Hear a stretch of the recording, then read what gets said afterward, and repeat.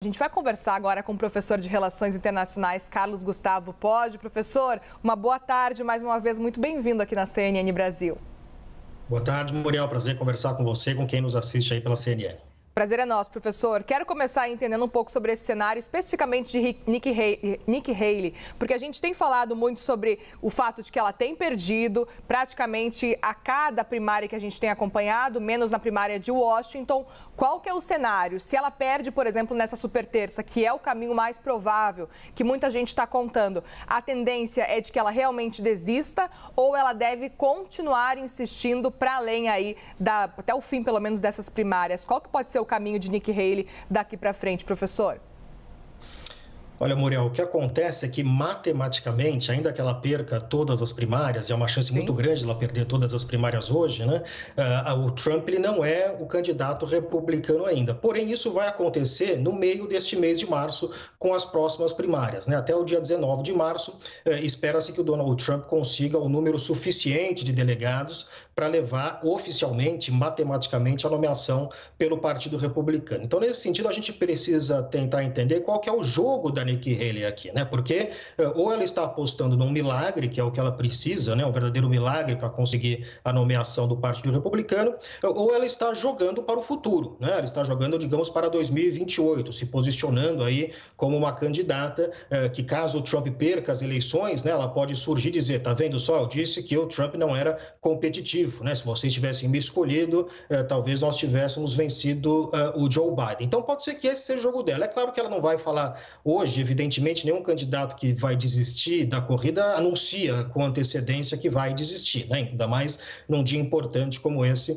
que é a superterça. Então, eu acho que a grande questão importante para a gente prestar atenção vai ser qual vai ser a justificativa e o comportamento da Nikki Haley após confirmada a nomeação do Donald Trump, que será feito, caso a Nikki Haley não desista a partir dos resultados de hoje, será feito a partir de meados deste mês, né? Vai ser importante ver como é que ela vai se posicionar tanto em relação ao Donald Trump, né? Se ela vai fornecer um apoio incondicional ao Donald Trump, ou em relação também ao que ela vai apontar para o futuro. Ela ainda é jovem, tem bastante potencial e talvez esteja apostando aí num cenário, numa candidatura futura ou, eventualmente, em algum tipo de confusão muito grande dentro do Partido Republicano que leve à não nomeação do Donald Trump por conta das questões jurídicas, etc.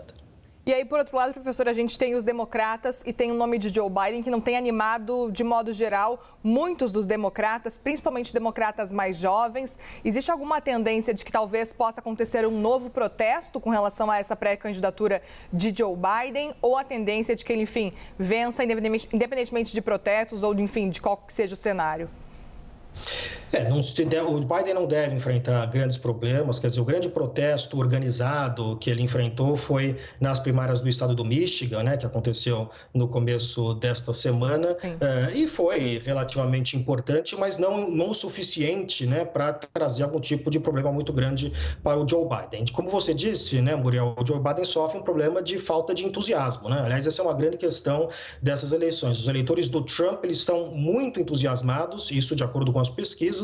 Os eleitores do Biden, eles não estão entusiasmados, razão pela qual o Biden apela para isso que você apontou muito bem, para o antitrampismo, né? O antitrampismo talvez a principal força para o Joe Biden. Se outro candidato republicano, e de novo, as pesquisas mostram também que se a Nikki Haley fosse a candidata, a distância dela para o Biden seria maior, ou seja, o eleitor está buscando aí uma alternativa, mas a estrutura desse processo, né, de eleitores muito aguerridos do Trump de um lado e uma falta de opção de candidatos democratas do outro, levando aí uma repetição disso que nós vimos em 2020, uma nova disputa entre Biden e Trump. Porém, há, claro, novamente, né, a gente olhar as pesquisas, uma preocupação muito grande com a questão da idade do Joe Biden, que se tornou um tema importante. Lembrando que teremos agora na quinta-feira o famoso discurso do Estado da União, né, que é o momento em que o Biden, enquanto presidente, vai poder falar à nação. Então, vai ser muito importante, as pessoas vão estar prestando atenção muito mais naquilo que ele potencialmente pode ou não dizer, mas no desempenho dele, né, na questão física, se ele vai mostrar de fato que ele tem condições físicas de aguentar uma campanha e mais 4 anos de presidência. Professor, o que a gente pode esperar sobre essa super terça? Principalmente, quais são os estados que a gente precisa ficar de olho? Por exemplo, Carolina do Norte é um swing state, um estado pêndulo, pode mudar eventualmente de voto. Quais são os estados que, na sua avaliação, é preciso ficar de olho para essa votação de hoje?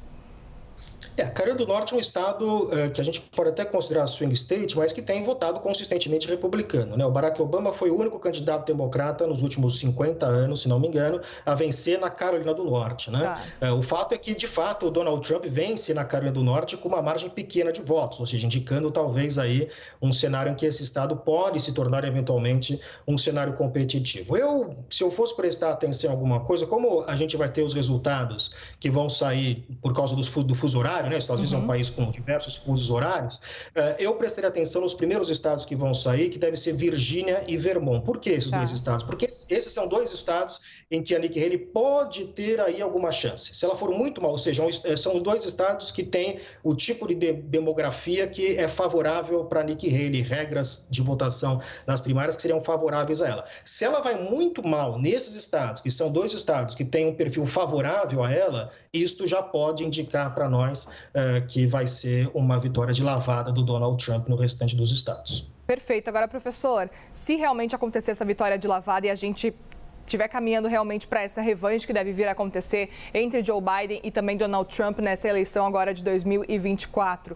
Existe alguma chance de algo acontecer para mudar esse caminho no sentido de animar os eleitores democratas, modificar e motivar ainda mais, por exemplo, os eleitores republicanos? O que pode acontecer a partir dessa decisão, depois que as primárias avançarem, convenções acontecerem e realmente definirem que Joe Biden e Trump vão se enfrentar nessa eleição?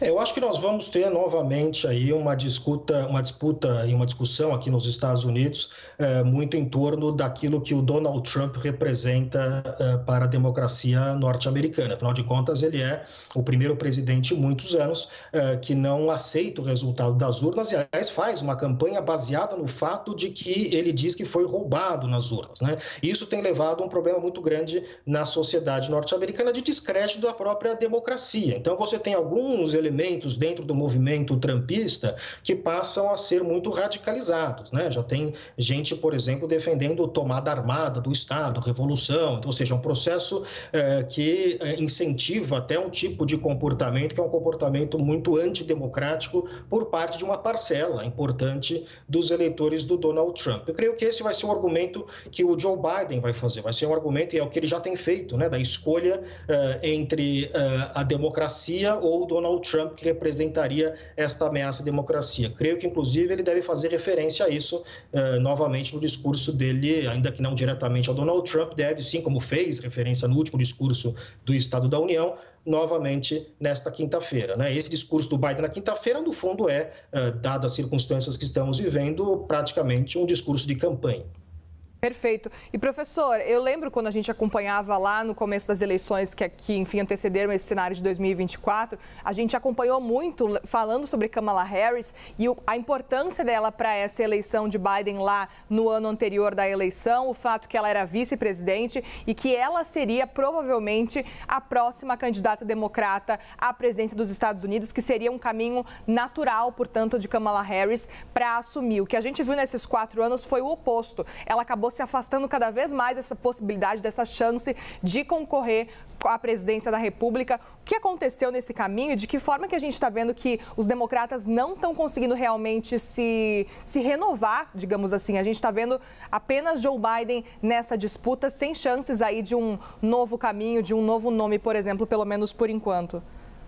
Esse, na verdade, é um problema grande que justifica aí o fato do Biden ser o candidato a presidente, né? O Biden, quando se candidata em 2020, havia, de fato, a expectativa, e ele mesmo alimentou essa expectativa, de que ele seria um candidato de transição, né? De que ele não, eventualmente, não concorreria à reeleição pela própria idade, etc.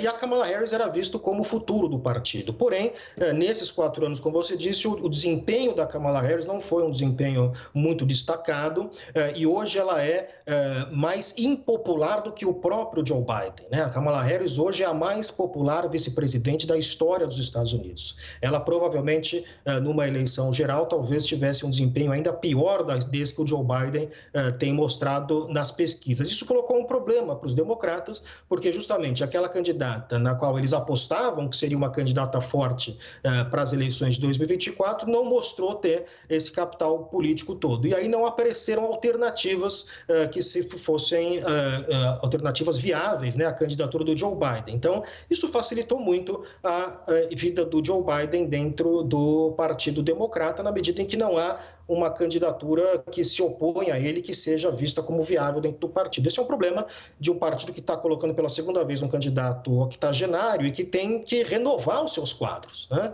É algo que é importante. Se você olhar, inclusive, no Senado norte-americano, se você olhar, inclusive, nas últimas primárias, o Joe Biden disputou com o Bernie Sanders, que é um outro candidato também na faixa dos 80 anos. Então, que não é um democrata, ele é um independente, mas isso mostra aí uma dificuldade, na verdade, de renovação de figuras dentro do Partido Democrata que se mostrem competitivas numa eleição geral.